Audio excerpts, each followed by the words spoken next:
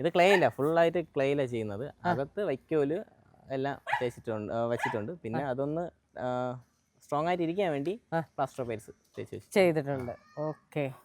അപ്പം ഇതിലും റിയലിസ്റ്റിക് ആണ് പരീക്ഷിക്കുന്നത്. ഇത് അപ്പോൾ ഈ റിയലിസ്റ്റിക്കിനോട് ഇത്ര ഇതെന്താണ്? ഏത് വർക്ക് ചെയ്താലും മാക്സിമം നല്ല ഡീറ്റെയിൽ ആയിട്ട് ചെയ്യണം. അത് പിന്നെ അത് റിയലിസ്റ്റിക്കിലോട്ട് ആവുന്നതാണ് ചെയ്യുന്നത്. അല്ല, ചോദിക്കാൻ കാരണം അതുകൊണ്ടാവാം നിങ്ങൾക്ക് ഈ വർക്കൊക്കെ ഇങ്ങനെ വരുന്നത്. തീർച്ചയായിട്ടും. ഇപ്പൊ പറഞ്ഞ തൃച്ചിയിൽ ചെന്നില്ലേ? തൃശ്ശിയിൽ ചെന്ന് കഴിഞ്ഞ് ചെറിയൊരു വർക്കിന് വേണ്ടി ചെറിയൊരു വർക്ക് എന്ന് പറഞ്ഞാൽ അവരെന്തായിരുന്നു ആദ്യം വിളിച്ച് പറഞ്ഞത്? അത് അനിമൽസ് ചെയ്യാനായിരുന്നു ആദ്യം എന്നെ വിളിച്ചിരുന്നത്.